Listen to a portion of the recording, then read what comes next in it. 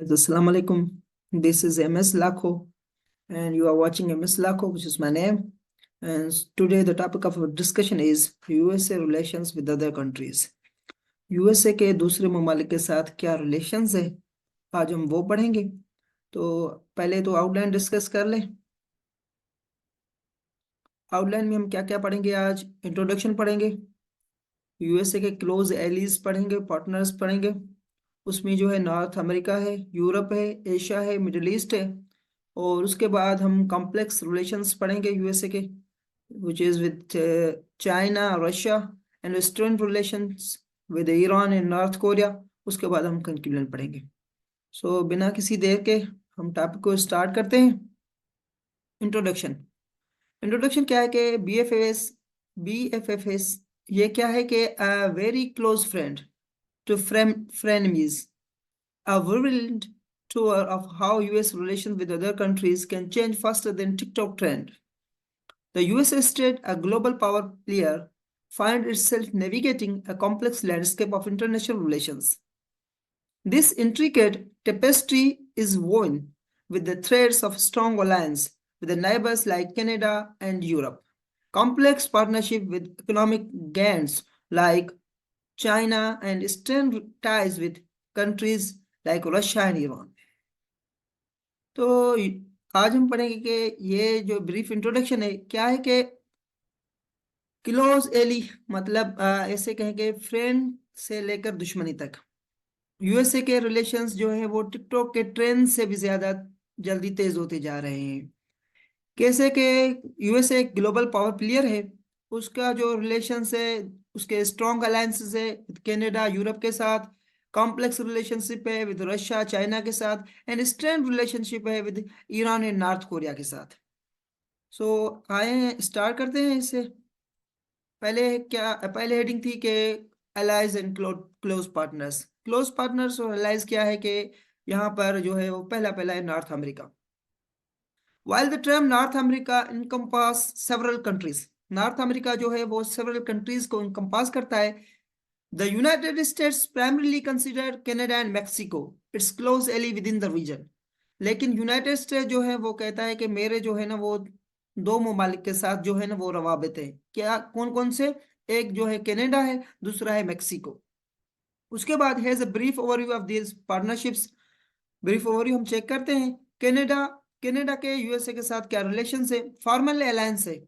इन दोनों ममालिक में एक फॉर्मल अलायंस है जिसे हम कहते हैं नेटो, जो 1949 जैसे कहते हैं 1949 कलेक्टिव डिफेंस सिस्टम है।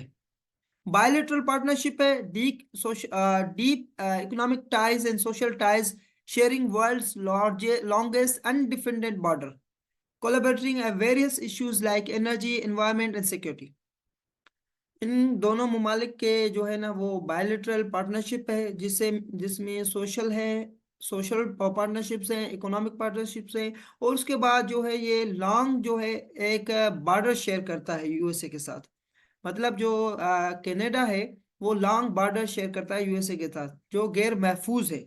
उसके बावजूद इनके जो है वो दूसरे इश्यूज है लाइक एनर्जी है, एनवायरनमेंट है, सिक्योरिटी है, इन दोनों पर जो है ना वो इनकी पार्टनरशिप्स हैं। उसके बाद north American aerospace defence command Nord, a joint venture for air space and maritime security. Maritime security और एयर स्पेस, एयर और समंदरी सिक्योरिटी के लिए भी इनका एक ज्वाइंट इत्तेहाद है जिसे हम कहते हैं Nord NORAD, north American aerospace defence command. ठीक है। उसके बाद जो है मेक्सिको है। मेक्सिको के यूएसए के साथ क्या रिलेशनशिप है? फॉर्मल एग्रीमेंट्स हैं जिसे कि North American free trade agreement NAFTA and its successor the United States Mexico Canada agreement USMCA, fostering economic integration. ये पहली एग्रीमेंट है जो इकोनॉमिक इंटीग्रेशन या मैशत को जो है ना वो स्ट्रेंथन करती है। उसके बाद सिक्योरिटी कोऑपरेशन है। मेक्सिको के भी यूएसए के साथ सिक्योरिटी कोऑपरेशन है, जैसे कि collaborating combating transnational threats like drug trafficking, और उसके बाद ऑर्गेनाइज्ड क्राइम, मतलब जो ऑर्गेनाइज क्राइम्स हैं और जो ड्रग्स हैं, स्मगलिंग, उसके ऊपर भी इनकी जो है ना सिक्योरिटी कोऑपरेशन है एक दूसरे के साथ। Challenges है managing migration concerns and differences in economic and security priorities. Challenges ये है कि माइग्रेशन जो है वो उस पर थोड़ा सा कंसर्न है एक दूसरे के ऊपर, और इकोनॉमिक और सिक्योरिटी प्रायोरिटीज हर एक मुल्क की अलग होती है। ओवरऑल हम ऐसे कहें कि the United states share deep historical and economical security ties with both Canada and Mexico. ऐसे कहें कि यूनाइटेड स्टेट्स जो है वो डीप जो है ना वो historical economic security ties share करता है, किसके साथ? कनाडा के साथ और मेक्सिको के साथ। उसके बाद these partnerships are multi faceted encompassing formal alliance, bilateral agreements, formal alliance है, बायलैटरल एग्रीमेंट्स इनके साथ है, ongoing cooperation with various friends. उसके बाद however differences in perspective and priority occasionally surface, requiring ongoing dialogue and negotiation। कुछ जो है वो प्रायोरिटीज हैं हर मुल्क की होती हैं, पर उन पर वो उनके डायलॉग जो है ना वो चलते रहते हैं। उसके बाद जो है वो यूरोप है। Europe, the USA shares strong security intelligence. USA के जो यूरोप के साथ रिलेशन है, the USA share strong security intelligence in partnership with many European nations like UK, France and Germany। USA जो है ना वो सिक्योरिटी और इंटेलिजेंस पार्टनरशिप शेयर करता है, या उनके जो है ना वो ममालिक के साथ जो है वो security and intelligence partnership with many countries, European countries. वो उनमें से कौन कौन कंट्रीज आ जाते हैं? यूके, फ्रांस, जर्मनी आ जाते हैं। उसके बाद जो है वो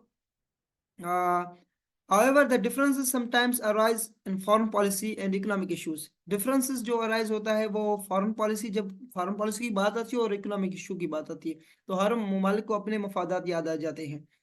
The United States and Europe share complex and multifaceted partnership built on several pillars। several key pillars हैं, जैसे कि formal alliance है, नेटो। नेटो जो उसे कहते हैं कि the core bedrock of the alliance, guaranteeing collective defense if any member is attacked। अगर किसी यूएसए के नेटो के मेंबर पर किसी दूसरे मुल्क ने हमला किया जो नॉन नेटो है, जो मतलब नेटो का नहीं है, और यूएसए का स्ट्रेटेजिक पार्टनरशिप उसके साथ नहीं है, या यूएसए उसके साथ कोई जो है ना वो सिक्योरिटी पर उसके ताल्लुकात नहीं है, अगर वो मुल्क नेटो पर हमला करता है तो यूएसए जो है ना वो खुद उसको रिस्पॉन्ड करेगा। Non-NATO alliance, several European countries have additional bilateral agreement with US, providing security and assistance and cooperation। USA के दूसरे मुल्क जो नॉन नेटो अलायंस है उसके, वो भी यूएसए से जो है ना वो मदद लेते हैं सिक्योरिटी में और असिस्टेंस, सिक्योरिटी असिस्टेंस में मदद लेते हैं। उनके मतलब एग्रीमेंट्स है यूएसए के साथ कि अगर हम पर किसी ने हमला किया तो आप रिस्पॉन्ड करेंगे, इसलिए वो यूएसए को पे भी करते हैं।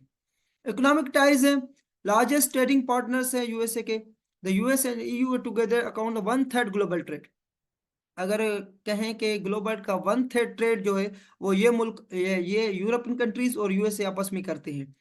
फोस्टरिंग डीप इकोनॉमिक इंटरडिपेंडेंस, जो है ना वो एक इकोनॉमिकली वो एक दूसरे पर इंटरडिपेंडेंस है, मतलब कारोबार करते रहते हैं, ट्रेड ट्रेड करते रहते हैं, इन्वेस्टमेंट करते रहते हैं। Investment and partnerships, American companies invest heavily in Europe. American companies जो हैं वो यूरोप में बहुत सारा इन्वेस्ट किया हुआ है। वाइस वर्सा है, क्रिएटिंग शेयर्ड एंड इंटरेस्ट, मतलब यूरोपियन कंट्रीज भी अमेरिका में इन्वेस्ट करती है। And joint ventures, share interest and joint ventures, मतलब अगर यूएसए की कंपनी जो है वो यूरोप में इन्वेस्ट करती है तो उसको भी मफादात होंगे, तभी तो वो उसको इजाजत देंगे और यूएसए को भी बेनिफिट मिलता होगा। उसके बाद यूरोप कंटिन्यू है, share values and principles, democracy and human rights and the rule of law are crucial foundation of for cooperation on various global issues. ये जो है ना कॉमन शेयर्ड है, मतलब जो ये वैल्यूज हैं ये दूसरे दोनों ही ममालिक, यूरोपियन कंट्रीज और यूएसए, ये दोनों ही इन पर फोकस करते हैं, डेमोक्रेसी पर, ह्यूमन राइट्स पर और रूल ऑफ लॉ पर। ये मतलब इन पर कोई कंप्रोमाइज नहीं होता। critical and historical connection further strengthen this bond. जो कल्चरल और historical connection, sorry, cultural and historical connection जो है इन दोनों ममालिक में होते हैं। यूरोपियन तो एक उनमें तो बहुत सारे ममालिक होते हैं, लेकिन यूएस एक मुल्क है। Areas of collaboration, security, counter terrorism, cyber threats, regional conflicts like Ukraine.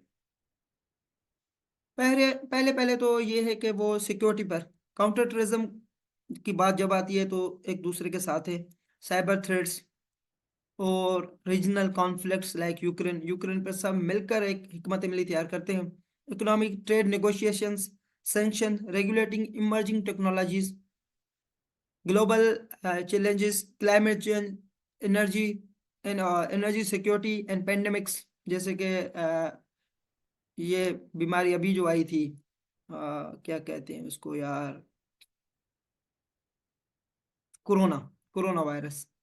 सो इस पर भी जो है ना वो उनके जो निगोशिएशन होते रहते हैं। उसके बाद जो है वो challenges and complexity, differing perspective on trade, foreign policy, and governance can lead friction.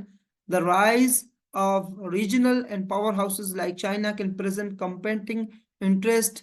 Domestic and political shifts and public opinion can affect the strength of the partnership.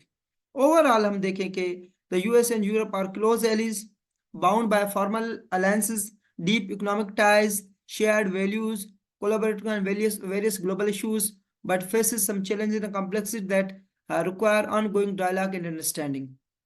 हम ये कहें कि यूएसए के जो यूरोप के साथ रिलेशंस हैं, उसमें जो है वो फॉर्मल अलायंस भी हैं, इकोनॉमिक टाइज भी हैं, सिक्योरिटी टाइज भी हैं, और कुछ जो है वो ग्लोबल इश्यूज हैं उनके ऊपर भी वो एक दूसरे के साथ होते हैं, जैसे कि सैंक्शंस हैं, रेगुलेटिंग इमर्जिंग टेक्नोलॉजीज हैं, साइबर थ्रेट्स हैं, और यूक्रेन की वार जो हो गई उसके बाद क्लाइमेट चेंज है, और पेंडेमिक्स कोई भी आ जाती है जैसे कोरोना वायरस आ गई, उसके बाद एनर्जी और सिक्योरिटी थ्रेट्स हैं। इनके ऊपर जो है ना वो उनके जो है ना वो एक दूसरे के साथ बहुत ही गहरा रिश्ता रहता है। उसके बाद एशिया, यूएसए के एशिया के साथ क्या रवाबित हैं, या वो एशिया को कैसे देखता है। Asia is a vast and diverse continent, and the term Asia does not encompass a single alliance with USA. Asia का मतलब ये नहीं कि एक एशिया है और यूएसए के साथ अलायंस है उसके। Instead, several Asian countries, Asia में भी बहुत सारे ममालिक हैं, holding various degrees of partnership with USA. वो हर एक मुल्क का अलग अलग यूएसए के साथ जो है ना वो रिलेशन है। Instead,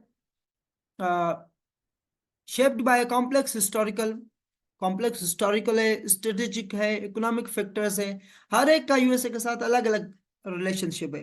hair are break down of some key relationships. Formal alliance, जो यूएसए के फॉर्मल अलायंस है एशियन कंट्रीज से, एशियन कंट्रीज के साथ, वो क्या है। उसमें पहला आता है Japan, a cornerstone of USA security strategy in the region, bound by a mutual defense treaty since 1951. USA के जो security strategy in the region bound by mutual defence treaty, Japan और यूएसए की एक म्यूचुअल डिफेंस ट्रीटी है, वो कौन since 1951। ये एक जो एशियन कंट्रीज है, एशियन कंट्री है, उसका यूएसए के साथ रिलेशन है। दूसरा आता है South Korea, another critical ally with similar mutual defence treaty. इसकी जो साउथ कोरिया है उसका यूएसए के साथ जो है वो सिक्योरिटी जो है ना strategy in the region, bound by mutual defence treaty. वो म्यूचुअल डिफेंस ट्रीटी साइन की हुई है यूएसए के साथ। इसने भी यूएसए के साथ जो है ना वो म्यूचुअल डिफेंस ट्रीटी साइन की हुई है। Facing the constant threat from north Korea, north इसलिए साइन की हुई है कि जो नॉर्थ कोरिया है उसके उससे उसको खतरा है, मतलब साउथ कोरिया को नॉर्थ कोरिया से खतरा है, इसलिए उसने यूएसए के साथ जो है ना वो म्यूचुअल डिफेंस ट्रीटी साइन की हुई है। ये भी एक सिक्योरिटी थ्रेट है। उसके बाद उसका Philippines, the oldest USA treaty ally in Asia, hosting military bases, collaborating on maritime security concern. Philippines में जो है यूएसए के मिलिट्री बेसिस हैं, उसके बाद जो है वो मैरीटाइम सिक्योरिटी कंसर्न्स के ऊपर जो है एक फिलिपाइन है और यूएसए उनकी एक ओल्ड ट्रीटी है। उसके बाद थाईलैंड है, on long standing partner with close military and economic ties. Military and economic ties है थाईलैंड के साथ।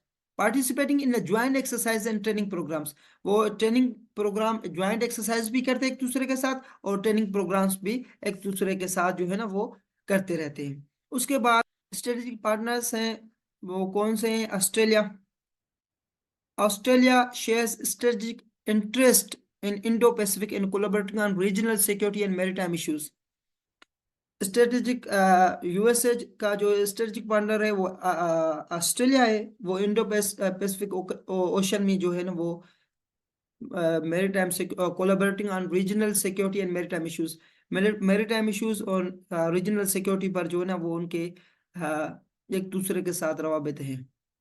उसके बाद इंडिया है, emerging strategic partner, counter balancing China's regional influence. China's के इन्फ्लुएंस को कम करने के लिए यूएसए ने इंडिया को पार्टनर, अपना पार्टनर बनाया through growing economic and security cooperation. उसका जो यूएसए के साथ है इकोनॉमिक एंड सिक्योरिटी कोऑपरेशन है। उसके बाद जो है ना वो सिंगापुर है, close partner despite not having formal alliance. ये क्लोज पार्टनर तो हैं लेकिन इनका यूएसए के साथ कोई फॉर्मल अलायंस नहीं है। Non for its regional stability and strong economic ties with USA. ये जो है ना वो इस वजह से जाना पहचाना जाता है कि इनका यूएसए के साथ जो है ना स्ट्रॉन्ग इकोनॉमिक टाइज है। ठीक है। उसके बाद अदर पार्टनरशिप्स है यूएसए की, एशिया में वियतनाम है, an increasing important partner due to China's assertive maritime claims, collaborating on trade and security concern। Vietnam के भी यूएसए के साथ सिक्योरिटी और ट्रेड में जो है ना वो एक दूसरे के साथ रिलेशनशिप्स हैं। जैसे कि वो China's assertive maritime claims, China जो है वो मैरीटाइम क्लेम करता है, इस वजह से वो जो वियतनाम है उसका यूएसए के साथ जो है ना वो पार्टनरशिप्स है। उसके बाद इंडोनेशिया आता है, the most populous Muslim majority country, engaging with USA on counter-terrorism, economic developments and regional stability। Indonesia का यूएसए के साथ क्या रिलेशनशिप है? एक तो काउंटर टेररिज्म को खत्म करने के लिए, इकोनॉमिक डेवलपमेंट, दोनों कंट्रीज का एक दूसरे के साथ इकोनॉमिक डेवलपमेंट, इकोनॉमी को, मैशत को बढ़ाने के लिए, और रीजनल स्टेबिलिटी। तीसरा जो ऑप्शन है वो रीजनल स्टेबिलिटी। उसके बाद ओवरऑल डायनेमिक्स, अगर हम focus on Indo Pacific, USA's primary strategic focus is in Asia centers on Indo Pacific region, aiming to maintain stability and counter China's growing influence. USA का जो main focus है, वो जो main point है वो ये है कि इंडो पैसिफिक ओशन है और चाइनाज के जो ग्रोइंग इन्फ्लुएंस है उसको काउंटर करना। Shared interest partnerships stem from shared concern like maritime security, trade and regional stability. उसके बाद क्या आता है कि varying degrees of cooperation, not all Asian countries have the same level of partnership with USA influenced by individual interest and historical ties. सब ममालिक का USA के साथ ऐसा रिलेशनशिप नहीं है, कुछ ममालिक का है। Challenges and complexities, differences in perspective, internal political dynamics, regional tension can impact the strength of these partnerships. Remember, this is just a glimpse. ये जो है वो एक हम जो है ना वो मुख्तसर पढ़ते जा रहे हैं, ये जस्ट ग्लैम्स है। अगर एक कंट्रीज का यूएसए के साथ रिलेशन देखोगे तो फिर तो वीडियो बहुत लंबी हो जाएगी। उसके बाद मिडिल ईस्ट, यूएसए का मिडिल ईस्ट के साथ क्या रिलेशनशिप्स है या क्या रिलेशन है यूएसए का मिडिल ईस्ट के साथ? तो middle east relationship with USA is complex and multifaceted, exceeding simpler allied partners, description has breakdown. USA के जो मिडिल ईस्ट के साथ जो रिलेशनशिप्स है वो क्या है, तो हम पढ़ते हैं। पहला है फॉर्मल अलायंस। फॉर्मल अलायंस जो है, the USA has no formal military alliance with any Middle East country. USA का पहली बात तो ये कि यूएसए का जो है ना फॉर्मल मिलिट्री अलायंस किसी कंट्री के साथ नहीं है, मिडिल ईस्ट कंट्री के साथ नहीं है। स्ट्रेटेजिक पार्टनर्स, स्ट्रेटेजिक पार्टनरशिप्स है, जैसे Israel. Israel, a close strategic partner with USA, a close strategic partner with close political, economic, and military ties.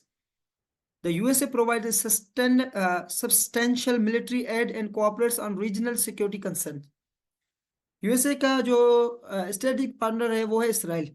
उसका जो है वो इकोनॉमिक टाइज है यूएसए के साथ, मिलिट्री टाइज है और पॉलिटिकल टाइज है।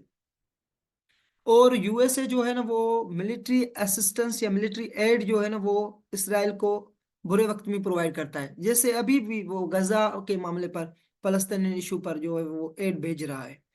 Gulf states, countries like Saudi Arabia, United Arab Emirates, UAE, and Qatar hold strategic importance due to oil resources and share common concerns over Iran's influence. वो जो है ना वो जो है वो Saudi Arabia, UAE and Qatar जो है वो इनकी जो इंपॉर्टेंस है वो ऑयल की वजह से, लेकिन सबको जो कंसर्न है वो ईरान के ऊपर है। The USA cooperates on security, counterterrorism, but relations face strain due to human rights concern, and regional disagreements. Other partnerships, Egypt, a critical partner in regional stability, collaborating on counterterrorism and security issues. इसका भी जो है ना वो counter terrorism और security issues के ऊपर USA से रिलेशंस है, रीजनल स्टेबिलिटी। और Jordan cooperates on regional security and serves as a key USA ally in Hashemite Kingdom. उसके बाद ईरान है, a complex partnership forged during the Iraq War, currently focusing on countering terrorism and supporting Iran's stability. अभी जो है वो USA जो है ना ईरान में दहशतगर्दी को खत्म करना चाहता है और ईरान की स्टेबिलिटी को सपोर्ट करता है। उसके बाद है कॉम्प्लेक्स रिलेशनशिप्स, पेचीदा रिलेशनशिप्स है यूएसए के चाइना के साथ। The complexity of US China relationship stems from the multitude of factors, both intertwined and contradictory. Here are some key points to understand it better. Economic interdependence, एक USA और China एक दूसरे पर interdependent है। Deeply entwined economies, China is the largest trading partner. China जो है वो USA का लार्जेस्ट ट्रेडिंग पार्टनर है। The USA major investor in China, और ये बात भी है कि यूएसए जो है ना वो चाइना में बहुत ज्यादा इन्वेस्ट करता है। This creates economic interdependence but also potential leverage and vulnerabilities. Diverging ideologies, एक दूसरे की जो मतलब इनकी आइडियोलॉजी है, यूएसए डेमोक्रेसी में बिलीव करता है और वो यूएसए जो है वो डेमोक्रेसी में बिलीव करता है और चाइना जो है वो अथॉरिटेरियनिज्म में बिलीव करता है। The USA champions of democracy and human rights while China operates under a communist system. China में जो है ना वो कम्युनिस्ट सिस्टम चलता है और यूएसए जो है वो चैंपियंस है डेमोक्रेसी का एंड ह्यूमन राइट्स का। The fundamental difference leads to ideological clashes and friction. जो डिफरेंस है, मेजर डिफरेंस है, वो एक दूसरे की आइडियोलॉजी डिफरेंस है। जैसे कि यूएसए की जो आइडियोलॉजी है वो डिफरेंस है चाइना की आइडियोलॉजी से। Geopolitical rivalry, competing powers, both countries were for influence on global stage, from trade and technology to military power and regional leadership. This combination breeds distress and political conflict. ये है कि competing powers है, मतलब एक दूसरे को compete करना चाहते हैं। ग्लोबल स्टेज पर ट्रेड में एक दूसरे को मात देना चाहते हैं, टेक्नोलॉजी में, मिलिट्री पावर में, और जैसे कि वो जौहरी हथियार जो है ना वो उसमें भी एक दूसरे को मात देना चाहते हैं। इस वजह से जो है ना वो कंसर्न पैदा होता है, इस वजह से जो है ना वो डिस्ट्रस्ट पैदा होता है, जिस वजह से वो इनका जो है ना वो जैसे कहते हैं कि झगड़ा जो है ना वो खत्म ही नहीं होता। उसके बाद है historical baggage, past tensions, issues like Taiwan status, territorial disputes in South China Sea, historical grievance complicate present relations, domestic politics, internal pressure. Domestic politics हम देखें कि इंटरनल प्रेशर है. Political parties and public opinion in both countries can shape stances towards each other. Political parties जो हैं दोनों ममालिक की और पब्लिक ओपिनियन जो है वो इनको एक दूसरे के साथ जो है ना वो ले आते हैं. Sometime pushing for confrontation and cooperation. कभी कभार झगड़े के लिए भी प्रमोट करते हैं, कभी कभार कोऑपरेशन के लिए भी प्रमोट करते हैं. उसके बाद जो है वो चाइना, अभी चाइना कंटिन्यू है. Specific issues, human rights concern. USA का जो है वो क्रिटिसिज्म रहता है चाइना के ऊपर कि जो है ना वो ह्यूमन राइट्स को तरजीह नहीं देता. USA criticism of China's human rights record, particularly in Xi Jinping and Hong Kong strains relation. वो ये भी कहता है कि यूएसए की रिपोर्ट है उसमें ये भी कहता है कि चाइना जो है ना वो जबरदस्ती जो है ना वो मजहब चेंज करवाता है. और उसके बाद है ट्रेड डिस्प्यूट्स. ट्रेड डिस्प्यूट्स भी है. डिस्प्यूट्स है intellectual property left and trade imbalance cause economic fiction and accusation of unfair and practices. इनका जो है ना वो एक दूसरे को कंपेयर करना. China's rapid military buildup raises concern about its intention and global intentions and regional stability. जो है ना मिलिट्री मॉडर्नाइजेशन है, चाइनाज रैपिड मिलिट्री बिल्डअप है. चाइना वो अपनी मिलिट्री को जो है ना वो जदीद टेक्नोलॉजी को अपनाता रहता है, ये भी एक कंसर्न है और टेंशन है बिटवीन दीज टू कंट्रीज.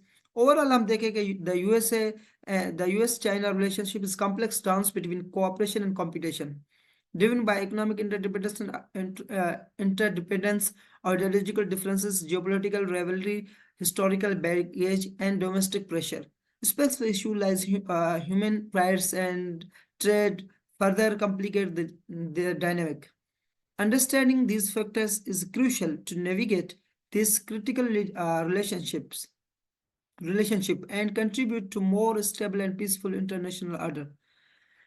अब ये है कि ये ओवरऑल हम कहें कि कॉम्प्लेक्स रिलेशन है यूएसए के चाइना के साथ, इस वजह से कि वो एक दूसरे के साथ कोऑपरेशन है, कंपटीशन है. कंपटीशन जब भी होता है इकोनॉमिकली, पॉलिटिकली, स्ट्रेटेजिकली, मिलिट्रीली, अगर हम देखें कि वो एक दूसरे के साथ जो है ना कंपेट में है.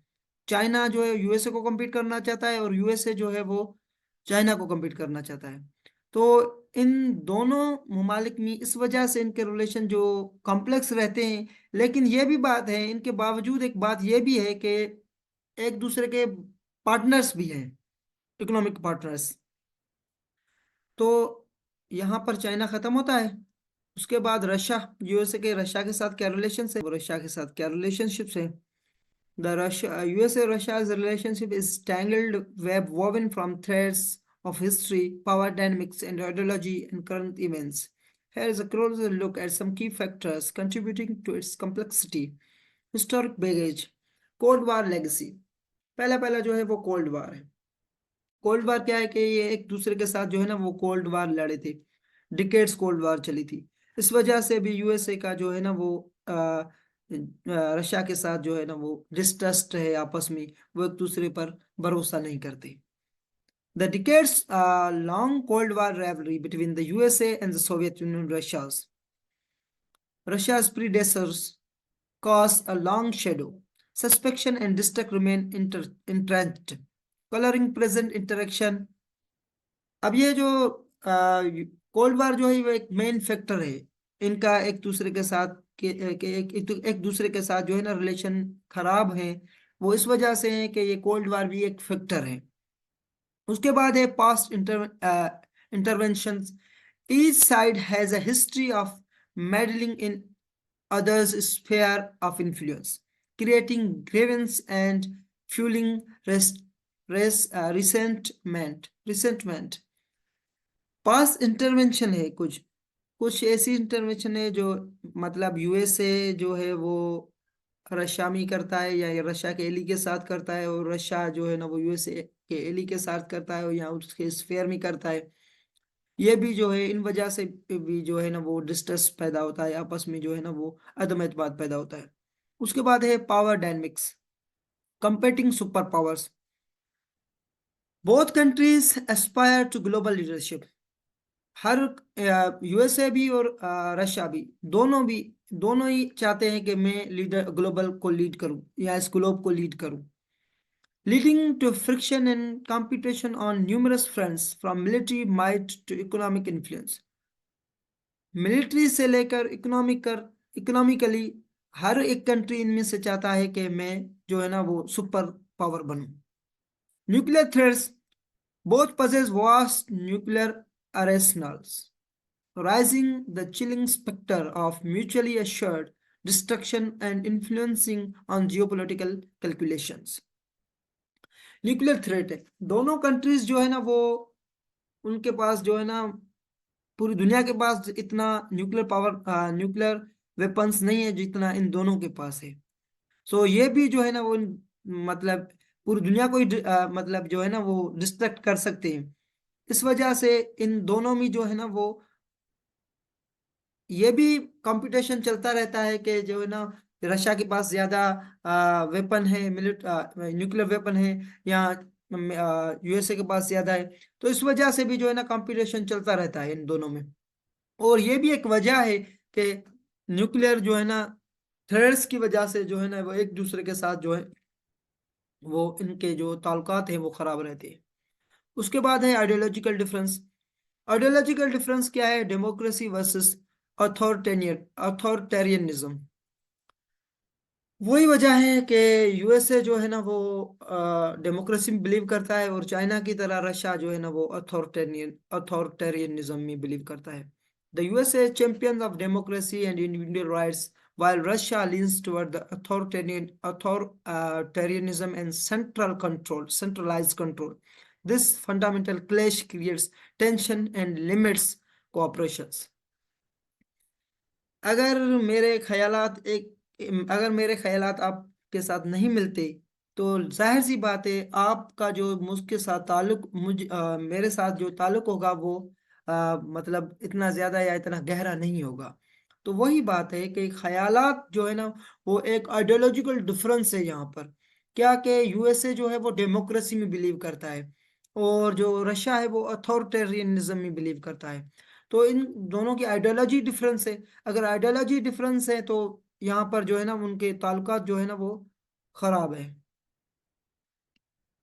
उसके बाद अभी रशिया कंटिन्यू है. करंट इश्यूज क्या है? Ukraine conflict, Russia's annexation of Crimea and ongoing war in Ukraine are major points of contentions leading to sanction and heightened tensions. अब ये कि यूक्रेन का जो इलाका है एक क्रिमिया वो रशिया ने एनेक्स कर लिया है, जिसकी वजह ये भी एक मेन पॉइंट है जिसकी वजह से जो है ना वो रशिया के ताल्लुकात जो है वो यूएसए के साथ पेचीदा है. उसके बाद है cyber security. Cyber attacks and interference in election are growing concerns, further stirring trust and fostering suspicion.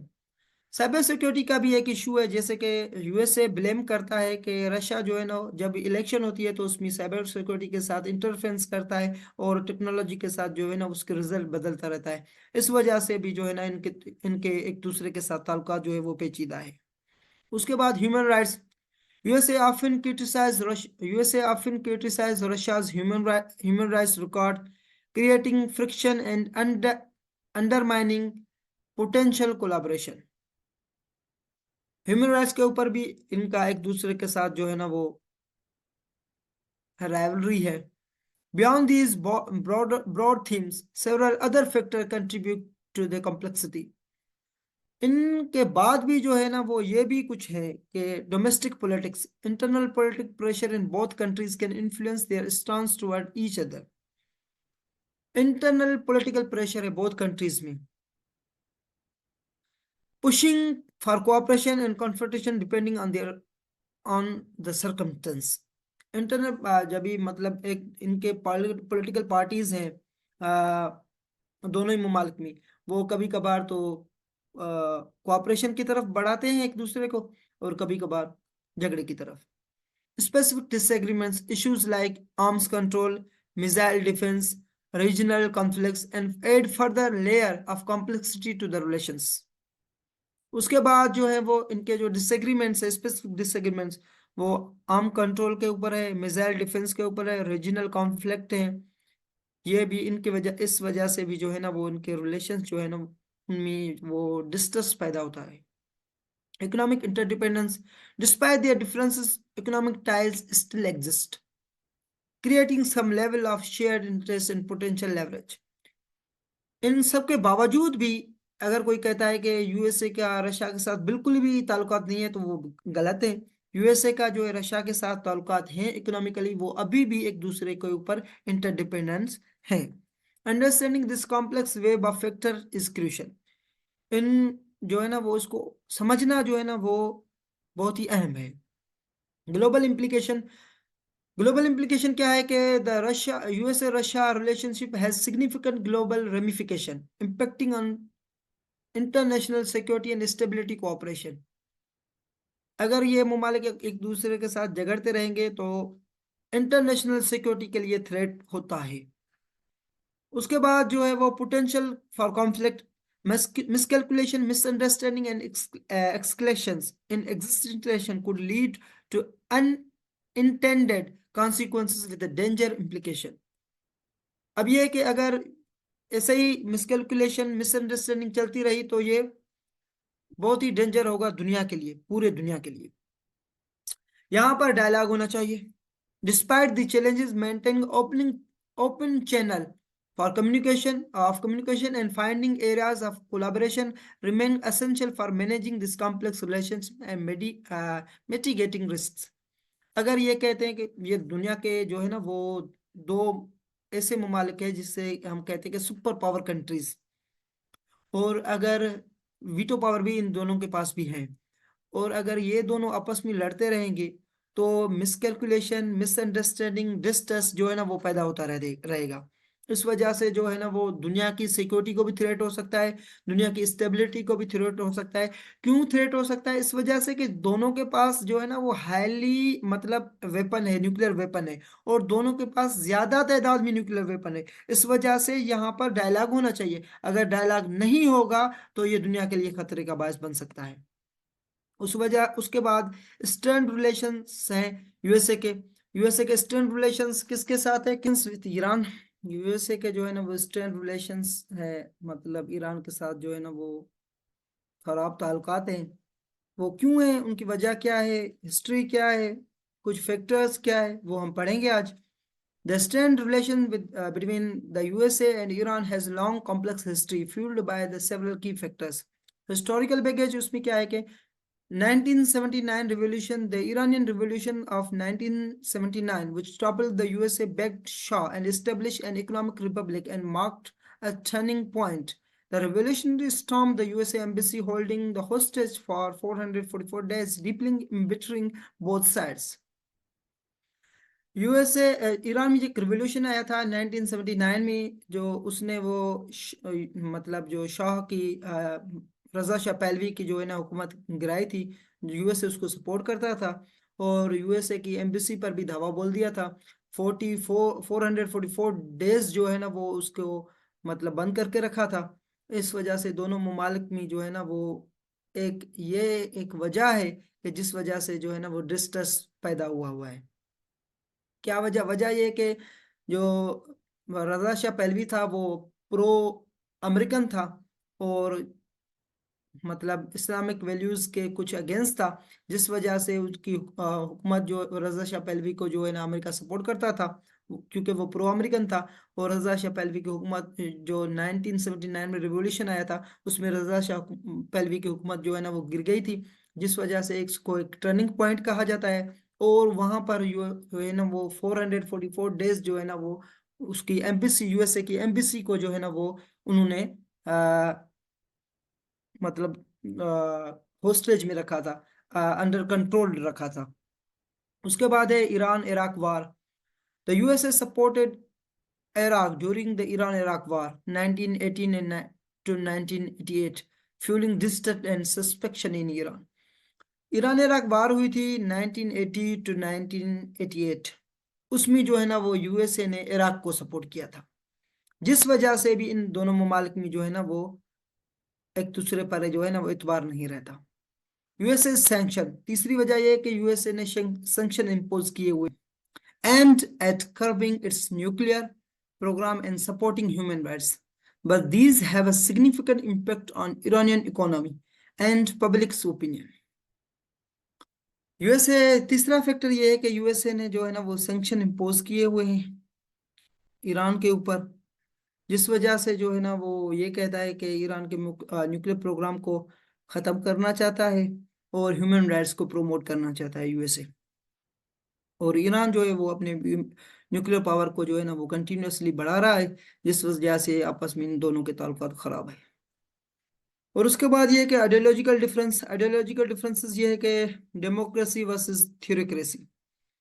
The USA promotes democracy and individual rights while Iran is a theocratic state. USA जो है ना वो democracy पर believe करता है और individual rights पर believe करता है। ईरान जो है वो एक थियोक्रेटिक स्टेट है, थियोक्रेटिक स्टेट है। This fundamental difference hinders cooperation and creates mutual suspicion. ये जो एक फंडामेंटल डिफरेंस है जिस वजह से इनके कोऑपरेशन में जो रुकावट आती है और जो है ना एक दूसरे के ऊपर जो है ना वो शक की निगाह से देखते हैं। उसके बाद ह्यूमन राइट कंसर्न्स क्या है? ह्यूमन राइट्स कंसर्न्स क्या है कि the USA criticise Iran human rights record, fueling tension and rising accusation of hypocrisy from Iran and pointing to US actions globally. Human rights concerns है ये है कि USA जो है वो डिस्कस करता है ईरान के ह्यूमन रिकॉर्ड पर और उसके बाद जो है ना वो एक टेंशन बढ़ाती है। उसके बाद ये भी कहता है कि ईरान एक हाइपोक्रेटिक स्टेट है और जो है ना वो ग्लोबली जो है ये एक्शन जो है ना पॉइंट करवाता रहता है। उसके बाद है सिक्योरिटी कंसर्न। सिक्योरिटी कंसर्न क्या है कि न्यूक्लियर प्रोग्राम ये सिक्योरिटी कंसर्न है जिस वजह से इनके आपस में जो है ना वो ताल्लुकात खराब है। वो ये है कि the USA suspect Iran of pursuing nuclear weapon despite Iran denials and the 2015 joint comprehensive plan of action aiming to limit its program. This remains a major point of contention and potential flashpoint. ये कि जो है ना वो USA ये कहता है कि ईरान अपने न्यूक्लियर वेपन को परसू कर रहा है और ईरान जो डिनाइल किया हुआ है, डिस्पाइट ये कि ईरान ने एक ट्रीटी साइन की हुई है 2015 में, ज्वाइंट कॉम्प्रिहेंसिव प्लान का हिस्सा रहा है कॉम्प्रिहेंसिव प्लान ऑफ एक्शन का हिस्सा रहा है, जिसका मतलब ये कि जो है ना वो न्यूक्लियर वेपन को लिमिटाइज करना। Regional influence, Iran supports various actors in the region. Iran support various actors in the region considered adversary by USA. Iran in actors को सपोर्ट करता है जो यूएसए के अगेंस्ट है, including Hezbollah, certain Palestinian groups like Hamas. This competition of regional influence fuels tensions. अब ये कि जो है ना वो ईरान जो है वो ये कहता है कि ईरान सपोर्ट करता है कुछ ग्रुप्स को, हिजबुल्ला, फलस्तीनियन ग्रुप्स को, और यूएसए उनको अपने अगेंस्ट समझता है या अपना दुश्मन समझता है, जिस वजह से ये जो है ना इनके आपस में ताल्लुकात जो है ना वो खराब है। उसके बाद है Iran domestic politics. Hardliners in both countries. Hardliners in both countries often benefit from portraying and the other as an enemy, making compromise and cooperation more difficult. इन दोनों ममालिक में जो है ना एक हार्डलाइंस है जिस वजह से जो है ना वो उनके जो है ना वो आपस में ट्रस्ट ही नहीं रहता, जो है ना एक दूसरे को एज ए एनिमी देखते हैं। उसके बाद public opinion, anti American sentiment Iran in is strong in Iran while distrust of Iran runs deep in USA, further complicating efforts towards reapproachment. अब ये कि जो ईरान में है वो एंटी अमेरिकन जो है ना वो एक एंटी अमेरिकन स्लोगन जो है वो मजबूत है, मतलब ईरान के लोग जो है वो अमेरिका को अपना दुश्मन समझते हैं और अमेरिका में भी जो है ना वो उनके लोग को भी जो है ना वो कंसर्न है ओवर ईरान, जिस वजह से इनके ताल्लुकात जो है ना वो खराब रहते हैं।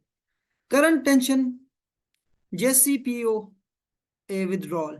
The USA withdrawal from from the JCPOA in 2018, जो एक लिमिट जिसका मतलब था न्यूक्लियर वेपन को लिमिटाइज करना, यूएसए ने जो है ना उनसे विथड्रॉ कर लिया 2018 में। Subsequent reimposition of sanction exacerbated tensions and stalled potential progress. उसने जो है ना वो सैंक्शन रीइम्पोज कर दिए ईरान के ऊपर जैसे ही उन्होंने विथड्रॉ किया जेसीपीओ से, उसके बाद जो है ना वो उसने जो है ना सैंक्शन इम्पोज कर दिए ईरान के ऊपर, जिस वजह से भी जो है ना ये भी एक वजह जानी जाती है ये कंट्रीज जो है ना एक दूसरे को एज एनिमी समझते हैं। Assassinations and attacks. Assassinations and attacks. Targets killing of Iranian figures by USA and retaliatory attacks from Iran, like the attack on Saudi oil facilities, further heightened the tension and raised fears and escalations. जो USA है वो Iran के leaders को मरवाता है, जैसे उसने कासिम सुलेमानी को मरवाया target killing के थ्रू। उसके बाद जो ईरान है वो भी रिटेलिएट करता है या सऊदी ऑयल फैसिलिटीज, जिसका ताल्लुक ही मतलब जैसे कहें कि हम यूएसए के साथ है। Looking forward despite these challenges, efforts as dialogue and de-escalations are ongoing. Understanding the complex history, ideological differences, current context is crucial for analyzing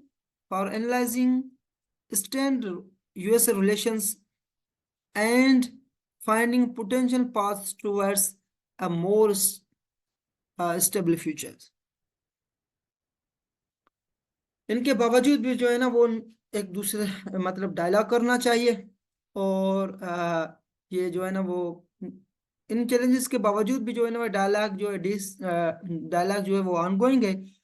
in complex history के बावजूद भी है जो वो एक ये है कि अगर ये एक दूसरे को समझें और डायलॉग के थ्रू जाएं तो ये रिलेशन जो है ना वो बेहतर हो सकती है। उसके बाद नॉर्थ कोरिया, यूएसए का सेकंड एनिमी ऐसे कहा जा सकता है।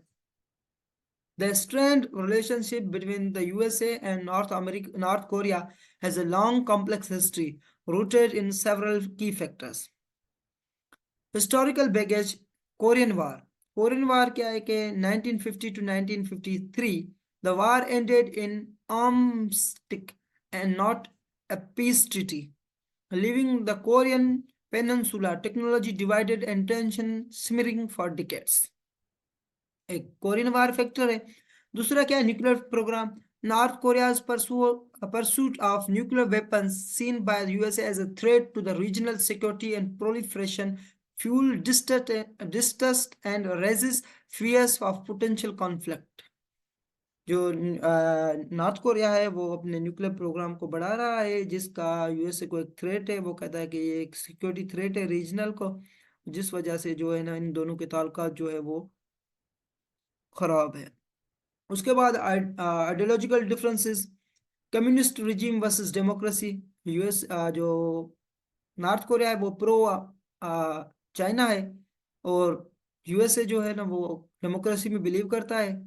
The USA champions democracy and individual rights while north Korea operates under totalitarian communist regime, creating ideological clashes and hindering cooperations. जिस वजह से जो है ना इनके ताल्लुका जो है आइडियोलॉजिकल डिफरेंसेस है, जिस वजह से जो है ना इनके ताल्लुकात खराब है या हिंड्रेंसेस रिकॉर्ड पैदा की हुई है इनकी आइडियोलॉजीज ने। उसके बाद है human rights concerns. Human right concerns क्या है, the US criticize North Korea's abysmal human rights record, a point of consistent friction and disagreement. Human rights जैसे चाइना पर भी करता था, ऐसे रशिया पर भी करता था, ऐसे ही नॉर्थ कोरिया के ह्यूमन राइट्स रिकॉर्ड के ऊपर भी यूएसए का जो है ना वो क्रिटिसिज्म है। उसके बाद जो है वो मिलिट्री बिल्डअप है। North Korea is expanding military including missiles tests and threats toward the South Korea, heightening tension and security anxieties in the region. Military buildup जो है वो नॉर्थ कोरिया का और साउथ कोरिया के तरफ जो है ना वो खतरा, जिस वजह से जो है ना वो इन दूसरे के ऊपर जो एंजाइटीज पैदा हुई है, सिक्योरिटी एंजाइटीज पैदा हुई है इन द रीजन, जिस वजह से जो यूएसए को कंसर्न्स है ओवर नॉर्थ कोरिया। सिंपल बात हम कहें कि The military buildup, North Korea is expanding military. North Korea की जो बढ़ती हुई military including missile tests and threats towards south Korea, heightened tension and security anxieties in the region. North Korea का जो है ना वो अपनी मिलिट्री को बढ़ाना, मिसाइल टेस्ट्स करना, ये एक थ्रेट है साउथ कोरिया की तरफ, और ये जो है ना वो टेंशन बढ़ाता है, सिक्योरिटी एंजाइटीज बढ़ाता है इन द रीजन, जिस वजह से जो है ना यूएसए का जो है ना इनके साथ ताल्लुकात जो है वो खराब है। यूएसए मिलिट्री पेचीदा है, खराब नहीं कहे तो पेचीदा कह सकते हैं। उसके बाद है USA military presence. The USA maintains a significant military presence in South Korea, viewed North Korea as a threat and justification of its own military buildup. USA की मिलिट्री का साउथ कोरिया में प्रेजेंट होना, north Korea इसको threat समझता है और इस वजह से वो अपनी मिलिट्री को जो है ना वो स्ट्रेंथन कर रहा है। उसके बाद economic sanction, USA led sanctions. USA along with international partners has imposed various economic sanctions on North Korea to curb its nuclear program and other activities viewed as a detrimental to the regional stabilities. These sanctions, while aimed at deterring North Korea, having significantly impacted its economy and contributed public hardship and potentially fueling the resentment.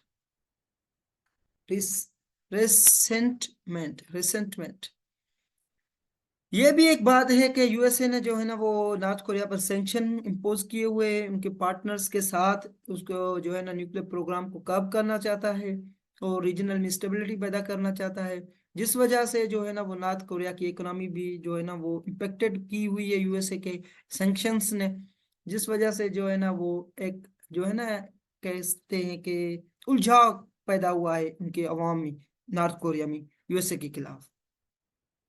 Domestic politics, domestic leadership, the personal animosity between the past USA president and North Korean leaders has historically complicated diplomacy and contributed to the strained relationships. एक दूसरे की जाती दुश्मनी को जो है ना वो मुल्क के सतह के ऊपर ले आए हैं लीडरशिप नॉर्थ कोरिया की और यूएसए की, जिस वजह से इनके ताल्लुकात पेचीदा है। Internal dynamics, both countries' domestic political pressures and internal power struggles can influence approach towards each other, impacting dialogue and potential progress. Internal dynamics जो है बहुत कंट्रीज के जो है ना वो चाहते हैं कि एक दूसरे के साथ अच्छे ताल्लुकात हो और डायलॉग हो और पोटेंशियल प्रोग्रेस जो है ना वो बढ़े। करंट डायनामिक्स ये है कि stalemate, despite past attempts at negotiation and agreements, the relationships remain largely deadlocked.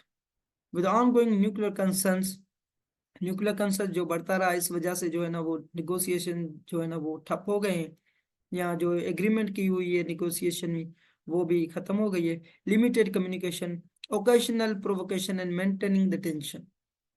Diplomatic efforts at dialogue and finding common ground remain, through success appears uncertain given the complexity and deep state distrust.